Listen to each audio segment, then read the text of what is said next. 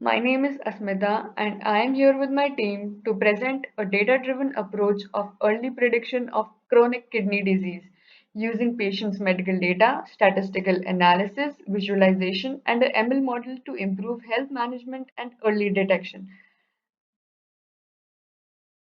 This is the path of the dataset that we used. Initially, we will start by importing few libraries in our notebook. The next step, that is data pre-processing, we will check the columns that are available in our dataset. Here, we will manually rename few columns of the dataset. Here, we are accessing unique values from a column named class. Then we will update the values in row 230 and 37 to get consistent data. These blocks of code is used to handle missing numeric values with mean imputation and replace missing categorical values with mode. For the next step, we moved on to label encoding of categorical columns. In this step, we converted text categories into numeric forms using label encoder from skitlearn. For example, in classification column, if the value of SKD is 1, it is categorized into 1 and not SKD as 0. This is essential step in ML model as the models only work with numeric inputs.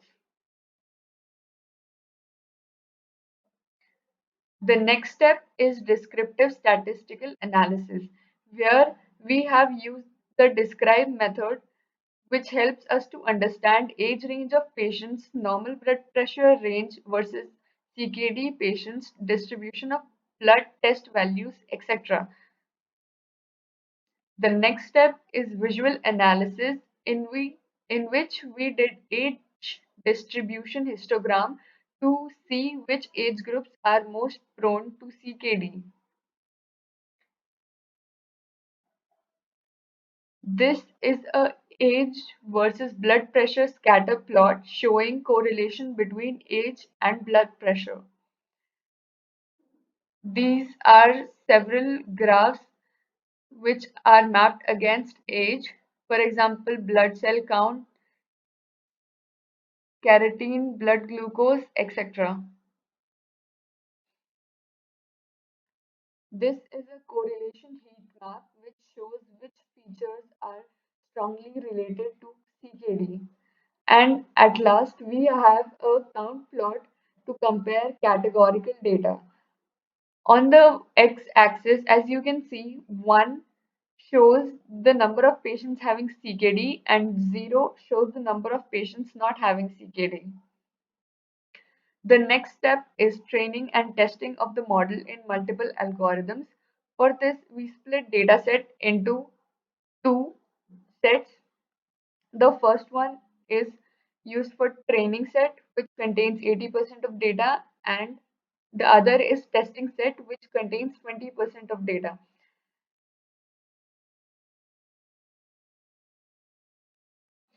We trained a ANN model using the training set of data. Next, we use random forest model as this model gives us values as ones and zero. We will make a confusion matrix using this predicted values. As you can see here, this model gives an accuracy of 92.5%. The next model is decision tree model. And we again made a confusion matrix as similar to the one that we made in random forest model and received an accuracy of 8.9.2, approximately 89.2%.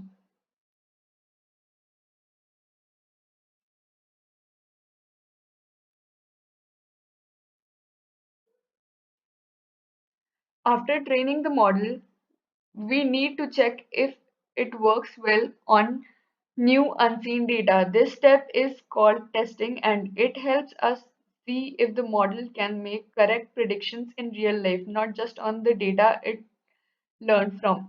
For this step, we made the use of 20% data that we kept aside for testing. We tried multiple models to predict chronic diseases and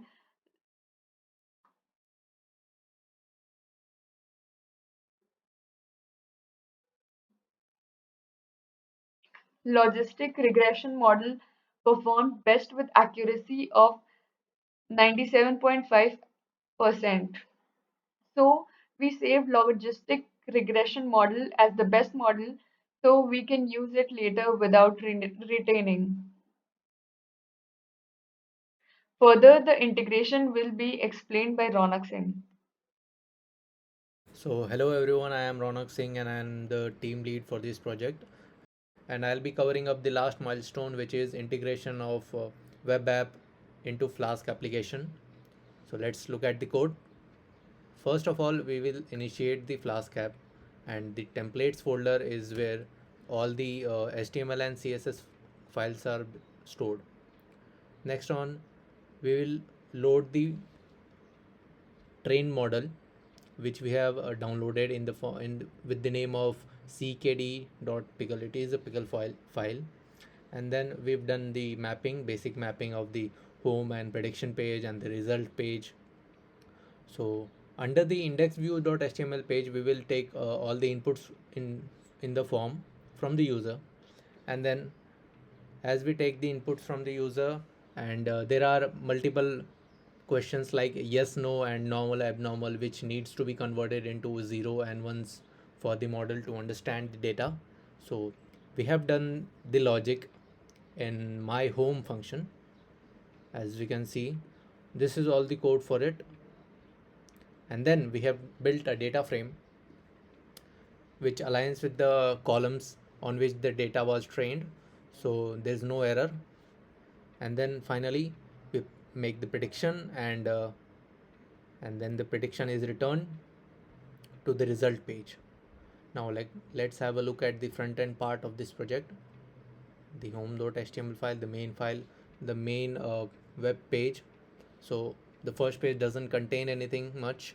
It only has a background image and a button of prediction, which takes us to the form where we enter all the values. As we can see, this is the index view HTML file where we have implemented a form where we take all the inputs from the user. As we can see, all the parameters are mentioned in this form. Now next on the result.html file. Here we only display if the patient is deceased or not deceased. So this page doesn't contain much content, but it is the main part of the project. So if the prediction is 0, which means that the patient is having a kidney disease, and if the prediction is 1, which means that the patient is does not have a kidney disease and is safe. So I'll just run this project, and okay, so yes, I'll just run this project, and my friend Prachi will be explaining, will be demonstrating how the web page actually works and how all the visuals are. So let's go to the web page. Hello everyone, I'm Prachi Khande. Let's directly move on to the demonstration of our project. So first I'll enter the values for a patient who doesn't have a kidney disease, and then I'll enter the details for the patient who has a kidney disease.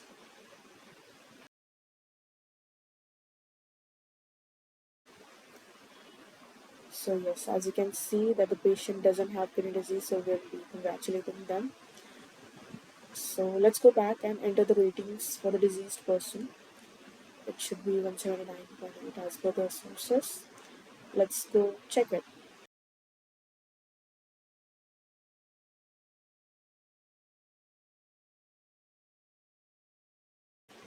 As we can see, the model can detect the patient has a kidney disease or not. And that was it about this project. I hope you like it. Thank you.